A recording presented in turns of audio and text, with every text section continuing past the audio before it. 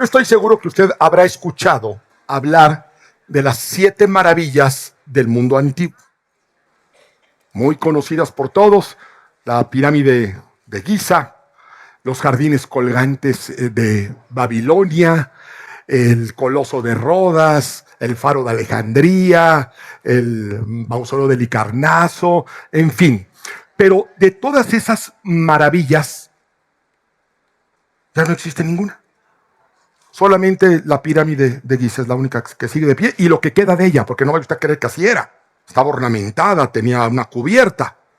Ya no existen esas maravillas monumentales que la humanidad veía y se quedaban con la boca abierta de cómo es posible que hayan logrado construir eso. Y por eso se nombraron otras 7 maravillas del mundo moderno. O sea, las 7 maravillas del mundo antiguo y las 7 maravillas del mundo moderno. No porque sean modernas, son ciertamente muy antiguas, sino porque en este mundo moderno todavía se pueden visitar. Todavía pueden ser admiradas, que son la muralla china, la ciudad de Petra en Jordania, el Taj Mahal, el Coliseo Romano, Chichén Itzá. Yo no sé si usted sabía que aquí en México tenemos una de las 7 maravillas del mundo. Mire, usted tiene una maravilla del mundo y la que tiene sentado a su lado, 2. Tiene 2 maravillas del mundo. El Cristo de Corcovado en Brasil y de quien te quiero hablar hoy, la 7ª maravilla del mundo moderno, Machu Picchu. Una ciudad enclavada a 2.500 metros en los Andes, en Perú, eso que parece suspendida entre el cielo y la tierra, espectacular, con una arquitectura milimétrica, una ingeniería hidráulica, algo que cuando el mundo se enteró que existía, en la primera década del siglo pasado, se maravillaron. Y mucha gente tiene una idea equivocada acerca de Machu Picchu. Piensan que era una ciudad perdida y que fue descubierta así por un arqueólogo tipo Indiana Jones, una ciudad totalmente perdida en la selva, y entonces la anunció al mundo. La realidad es diferente. Machu Picchu nunca fue una ciudad perdida. Los lugareños siempre supieron dónde estaba. Sabían que existía. Entonces fíjense, es una maravilla que fue abandonada. Porque Machu Picchu fue abandonada. Y no creo que se la abandonaron hace milenios. Fue abandonada durante el tiempo de la conquista. O sea, hace mucho tiempo, pero ciertamente no hace tanto. ¿Por qué se abandona una maravilla? ¿Qué cosas tienen que suceder para que una maravilla, una ciudad maravillosa, termine siendo abandonada? Porque las maravillas no se arruinan de un día para otro. No quedan en ruinas solamente porque sí. La respuesta simple es que la razón del abandono de Machu Picchu fue precisamente la conquista española. Sin embargo, es una forma un poco chata de verlo, porque no es del todo correcta. Fue una cadena de eventos. Y fíjense que nosotros cometemos una injusticia histórica. Cuando hablamos de la conquista, solamente tenemos en nuestra mente el Imperio Azteca. Y omitimos que durante el tiempo del Imperio Azteca existió otro imperio al mismo tiempo, que fue el Imperio Inca. Y que de hecho, si se hubieran enfrentado, el Imperio Azteca y el Imperio Inca coexistieron, pero nunca interactuaron. Nunca se relacionaron porque estaban separados por todo lo que es Centroamérica, una geografía muy hostil. Entonces nunca tuvieron un encuentro. Pero si lo hubieran tenido, no hay duda que ahí sí Perú le hubiera ganado a México, ¿eh? En fútbol no. Pero si hubieran enfrentado los imperios, no hay duda alguna. El Imperio Inca era mucho más grande y mucho más poderoso. Por eso digo que es una injusticia que nunca lo consideremos. Les voy a dar unas comparativas, nada más para que nos demos cuenta de lo que estamos hablando.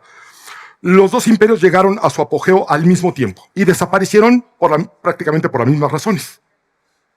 Pero el Imperio Azteca, en su máximo apogeo, llegó a tener una población de 5 millones de habitantes, que lo convirtió en una de las ciudades más pobladas del mundo antiguo. 5 millones. El Imperio Inca tenía 12.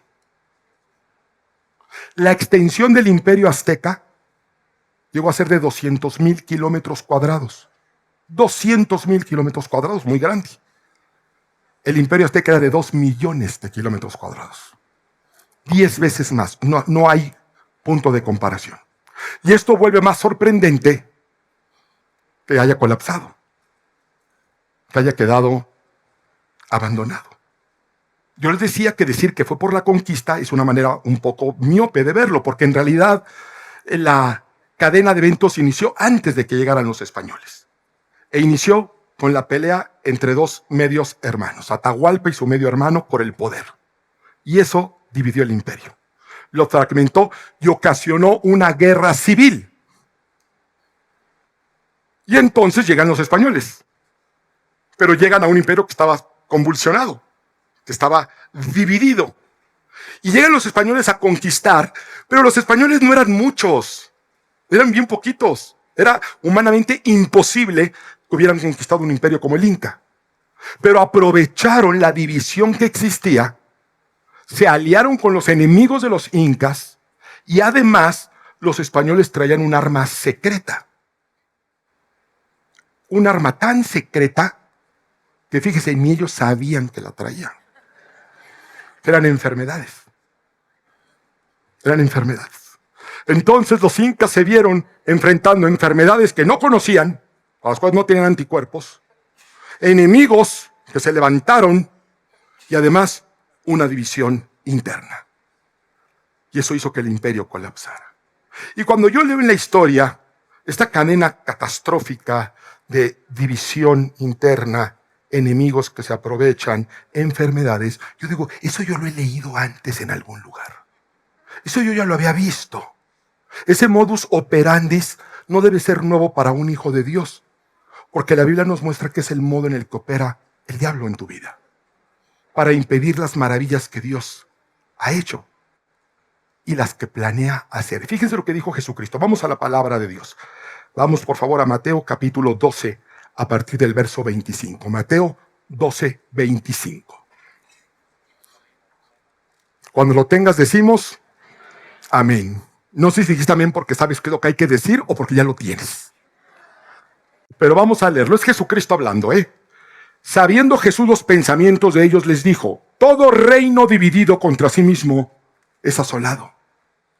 Y toda ciudad o casa dividida contra sí misma no permanecerá. Esto le hubiera venido bien a los aztecas y a los incas. Todo reino dividido contra sí mismo será asolado. Y a nosotros nos convendría decir leer lo que dice acerca de una casa. Porque esto aplica a un reino, aplica a una ciudad y aplica a una casa. Dice, toda casa dividida contra sí misma no permanecerá. Por eso es que nuestro enemigo espiritual introduce división dentro de nuestra propia casa. Ni siquiera dentro de nuestra propia familia. Porque todo el mundo tiene un primo loco. Todo. Una tía histérica. Todo el mundo. Aquí no está hablando de la familia, está hablando de la casa. Bajo un mismo techo. Si hay división bajo un mismo techo, esa casa no puede prosperar. No puede prevalecer. Por eso tenemos que tener mucho cuidado con la división que se dé en casa. Tenemos que contrarrestarla, porque así es como se perdieron los grandes imperios. Y si eso pudo derrumbar el imperio inca, el imperio azteca, imagínate lo que puede hacer en nuestra generación. Y hay en la Biblia la historia de un edificador de ruinas, que es Nehemías. Nehemías se propone reedificar las ruinas que quedaban, los muros de Jerusalén, que estaban arruinados. Y él le pide a Dios, en oración y en ayuno, que le conceda poder reedificar esos muros. Y Dios se lo concede y sucede un milagro tras milagro. Imagínense, un rey persa le da el permiso para hacerlo. Le da dinero, le da credenciales. Y finalmente llega a Jerusalén y empieza a reedificar. ¿Y qué sucede? Empiezan a aparecer enemigos. Empiezan a surgir enemigos. Eso está abandonado. A nadie le interesaba. Pero en el momento en el que una ruina empieza a ser reedificada, surgen de manera espontánea enemigos. Vamos al libro de Nehemías. Nehemías capítulo 2. Nehemías 2 a partir del verso 19. El libro de Nehemías es el diario de Nehemías. Es Nehemías escribiendo en primera persona. Y dice, pero cuando lo oyeron, Sanbalat Horonita. Mire, ahí ya sabemos quién es el malo, porque nadie bueno se puede llamar Sanbalat. Nadie con buenas intenciones puede ponerle a su hijo Sanbalat. ¿Ok? Bueno, dice, cuando lo oyeron Sanbalat Horonita, Tobías el siervo amonita y Gesem el árabe, se burlaron de nosotros y nos despreciaron, diciendo, ¿qué es esto que hacéis vosotros? ¿Os rebeláis contra el rey? Empieza a haber burla. No tenían bronca, dice, pero cuando oyeron, empezaron a burlarse de nosotros. Fíjate, va a haber gente en tu vida que no va a tener bronca contigo hasta que empieces a avanzar, hasta que empieces a prosperar, hasta que empieces a reedificar. Van a empezar a salir gente que se va a burlar de ti, gente que va a usar el sarcasmo, porque esto continúa. Se van a volver un poco más agresivos. ¿Por qué? Porque Nehemías continúa. Nehemías era un hombre de una voluntad muy férrea y estaba muy determinado. Él continúa, no le importaron las burlas. Pero dice el capítulo 4, cuando oyó Sanbalat que nosotros edificábamos el muro, se enojó y se enfureció en gran manera e hizo escarnio de los judíos. Y habló delante de sus hermanos y del ejército de Samaria y dijo, ¿qué hacen estos débiles judíos? ¿Se les permitirá volver a ofrecer sacrificios? ¿Acabarán en un día? ¿Resucitarán de los montones del polvo las piedras que fueron quemadas? Y todavía Tobías añade, lo que ellos edifican del muro de piedras, si subiera una zorra, lo derribará. Empiezan a burlarse para desanimar. Primero usan el ridículo, el sarcasmo, luego empiezan a tratar de que Nehemías dude de sus capacidades y dice, ¿de verdad crees que lo vas a lograr? No, hombre, si se sube una zorra se cae, ese muro solo se cae. ¿De verdad piensas que vas a lograr salir adelante? No tienes los recursos, no tienes la apariencia, no tienes los contactos, no tienes la inteligencia. No vas a poder hacerlo. Pero Nehemías continúa avanzando. Y cuando ven que la burla no funciona, pasan a otro nivel. Capítulo 4, verso 7. Pero aconteció que oyendo Sanbalat, Tobías, los árabes, los amonitas y los de Asdod, que los muros de Jerusalén eran reparados, se enojaron mucho y conspiraron todos a una para venir a atacar a Jerusalén y hacerle daño. Ya lo escalaron. Entonces fíjate, aquí ya hay una coalición de enemigos. Samaritanos, amonitas, árabes, asdoditas, americanistas, creo que también se colaron ahí entre ellos. Lo más increíble es que eran enemigos entre ellos, pero se van a aliar en contra de la reedificación del muro. Así va a suceder. Cuando las maravillas de Dios empiecen a verse, gente que eran enemigos se van a unir en tu contra. Sucedió con Jesús. Herodes y Pilatos eran enemigos. Solamente se hicieron amigos para condenar a Jesús. La Biblia nos está revelando el modus operandi del demonio para que lo sepas contrarrestar. La oposición ya no era verbal, ya había un peligro real. Pero ¿cómo respondía Nehemías a todo esto? Verso 9. Entonces oramos a nuestro Dios y por causa de ellos pusimos guarda contra ellos de día y de noche. Es decir, Nehemías no se dejó amilanar, no se dejó asustar. Y dijo, vienen, aquí los esperamos. Y ponemos guarda. Y estamos dispuestos a defender la visión que Dios nos da. No solamente oró, se ocupó en lo espiritual y se ocupó en lo natural. Oró a Dios, ayunaron a Dios, se encomendaron a Dios. Pero se pusieron, dice la Biblia, que con la pala en una mano para trabajar y con la espada en la otra. Usted, para defender la maravilla de Dios, va a tener que ocuparse de lo espiritual y de lo natural. Va a tener que estar dispuesto a sacrificarse, a luchar por su familia, porque sus hijos no se extravíen, por conservar la armonía familiar, por ir tras la visión, el sueño que Dios le ha dado. Va a tener que aprender a luchar por ello. Por eso Dios le va a decir a Josué, solamente te pido que te esfuerces y seas muy valiente.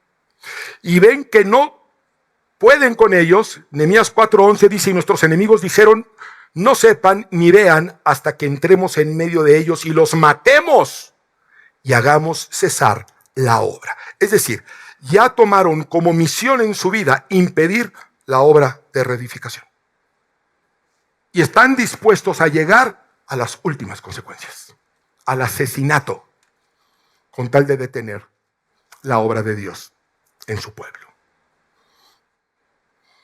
Nehemías capítulo 6. Cuando oyeron Sanbalat, híjole, ya me cayó bien gordo Sanbalat.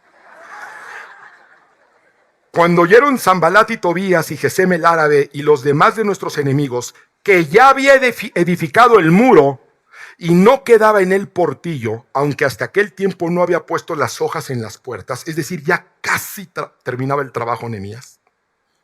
Dice, Sanbalat y Gesem enviaron a decirme, ven y reunámonos en alguna de las aldeas en el campo de Ono.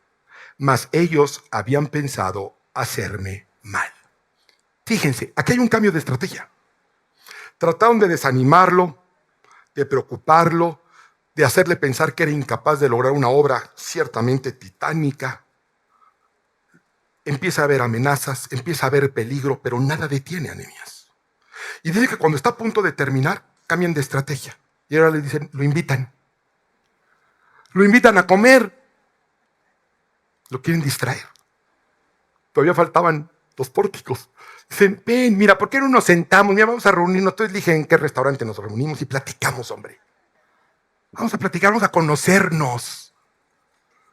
Pero la respuesta de Nehemías es algo que debemos de apuntar bien en nuestro corazón. ¿Por qué? Porque cuando el diablo no te pueda distraer, cuando el diablo te amenace y no vea respuesta, traiga peligro y tú sigas adelante, te va a querer distraer. Y debes de aprenderte bien la respuesta de Nehemías. Nehemías capítulo 6, verso 3. Dice, así que envié unos mensajeros a decirles, estoy ocupado en una gran obra y no puedo ir.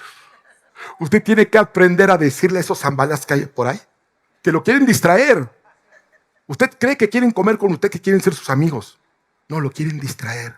Están siendo usados para distraerlo. Usted debe decirle, ¿sabe qué? Yo estoy ocupado en una gran obra. Estoy ocupado en la obra que Dios está haciendo en mi vida. Estoy ocupado en la obra que Dios quiere hacer en mi familia. Estoy ocupado en la obra que Dios quiere hacer en su iglesia. ¿Y qué crees? No puedo ir. Cuernos. No le digas así. No le digas así. Así no le puedo decir. ¿Sí? Pero dígale, estoy ocupado en una gran obra y no puedo ir. Estoy reedificando mis relaciones. Estoy sacando a mi familia adelante. Tengo un sueño, una visión de parte de Dios. Tengo un futuro, tengo una esperanza. Estoy ocupado en la obra de Dios y no puedo ir con ustedes.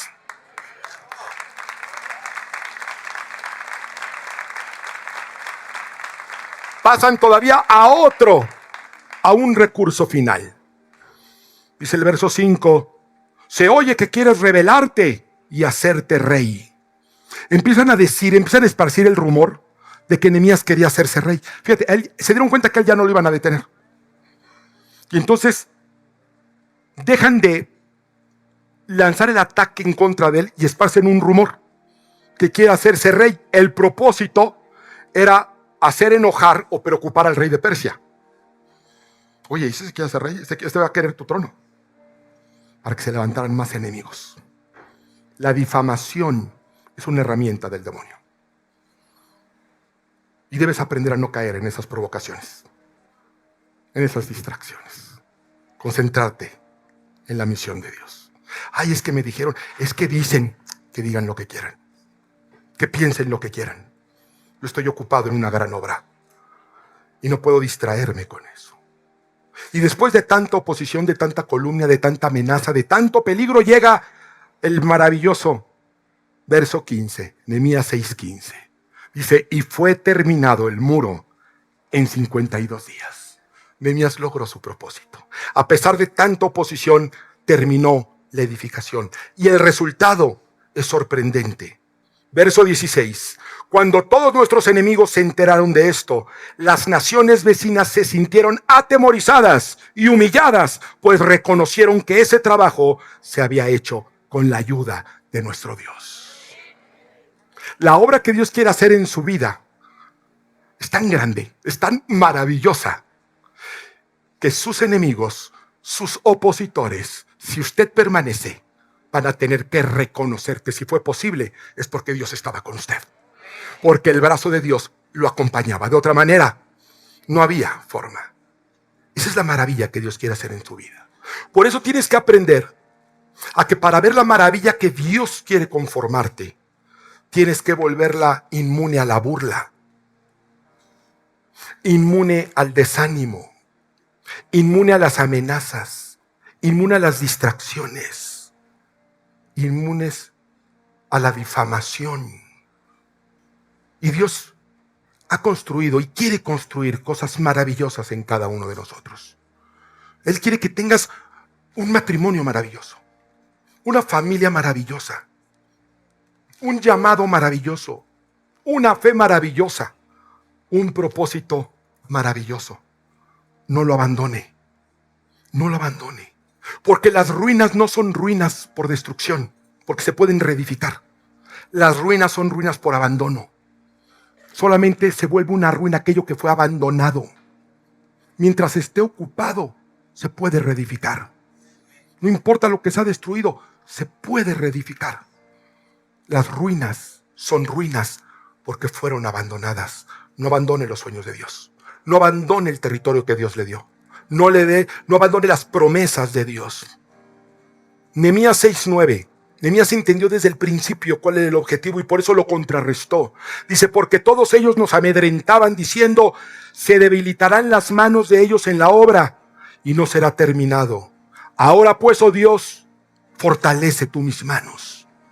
El objetivo era que Nehemías se cansara, debilitar sus manos. Y por eso vas a entender por qué se nos viene siempre una cosa tras otra. ¿Se han dado cuenta que salimos de una y entras a otra? Y apenas te estás y cuando entras a otra, y hay un momento que dices, es que ya es demasiado. Es que salgo y entro a otra y esto es como un cuento de nunca acabar. Ahora entiendes que es el propósito del demonio, que te rindas, cansarte. Y nosotros ciertamente es muy agobiante. Dígamelo a mí, a ti. Lo hemos vivido, lo vivimos, lo estás viviendo quizá. Salimos de una y entramos a otra, sin darnos cuenta que si hemos avanzado es porque el brazo del Todopoderoso ha estado con nosotros. Y que no hay Zambalat que nos pueda detener. No hay Amonita que nos pueda detener. No hay nadie que nos pueda detener mientras estamos en el maravilloso camino del Señor. Y nos va llevando de victoria en victoria. Y a nosotros nos gusta leer eso. De gloria en gloria, de victoria en victoria. Y es verdad, nos lleva de victoria en victoria. Pero entre victoria y victoria, en medio, ¿qué hay? Combate. Si no, no hay victoria. Solamente puede haber victoria donde hay confrontación.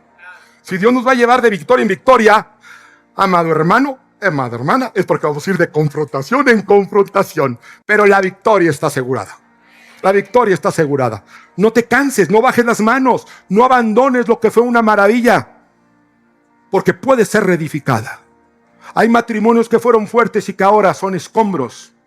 Corazones que antes tenían esperanza y que ahora están cansados. Mentes que estaban llenas de esperanza y de fe y ahora están llenas de ansiedad. Esas maravillas pueden estar hoy deterioradas. Pueden estar invadidas. Pueden estar hasta enfermas. Pero no están arruinadas porque no las has abandonado. No las has abandonado.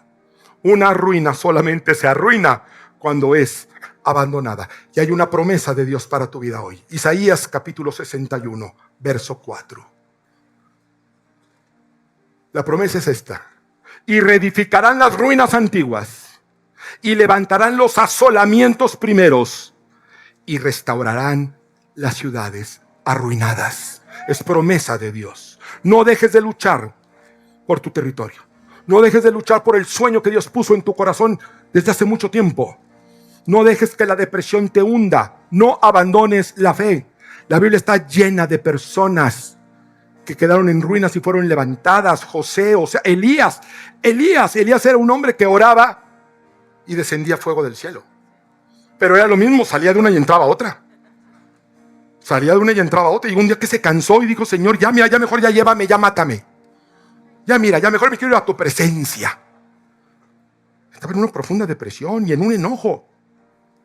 Dice, ya mejor mátame. ¿Y sabes qué hace Dios? Lo mata. No, no es cierto. Lo hace descansar. Lo hace descansar. Le manda un ángel para que descanse. Todavía el ángel le hace de cocinar.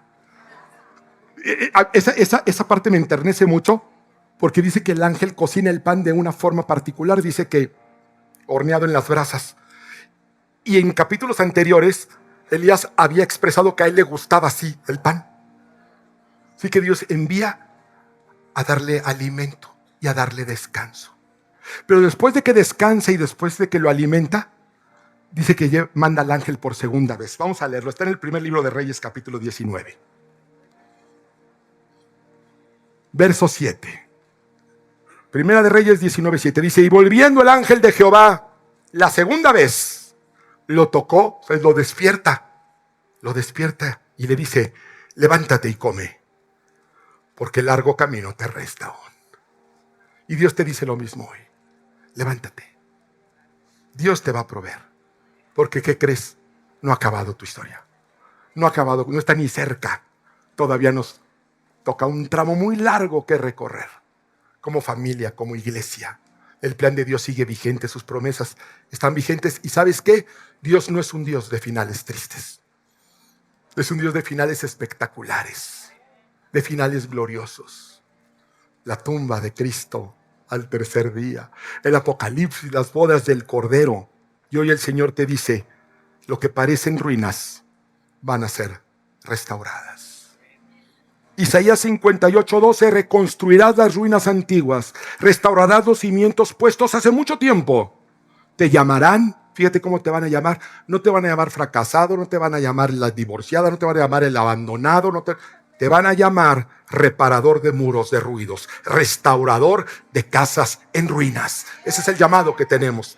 Isaías mismo, fíjate, Isaías mismo, quien dio de esta profecía, él mismo en una ocasión se va a poner enfrente del pueblo, y fíjate lo que le va a decir Isaías 8:18. Se va a parar Isaías con todos sus hijos y dice, he aquí yo y los hijos que el Señor me ha dado somos para señal y prodigio en Israel, de parte del Señor de los ejércitos que habita en el monte Sión. Y el Dios de Isaías es nuestro mismo Dios. Y tú puedes decirle a esas oposiciones, ¿sabes qué? Yo y mis hijos estamos aquí como señal y prodigio, y las maravillas que Dios puede hacer en la vida de alguien. Y dígale eso, Sanbalat, estoy ocupado, estoy ocupadísimo en una gran obra y no puedo ir. La obra de Dios en mi vida, en mi matrimonio, en mis relaciones. Estoy ocupado en la gran obra de ser sal de la tierra, luz del mundo, parte de la iglesia de Cristo, columna y baluarte de la verdad, octava maravilla del mundo. Que Dios nos bendiga, iglesia.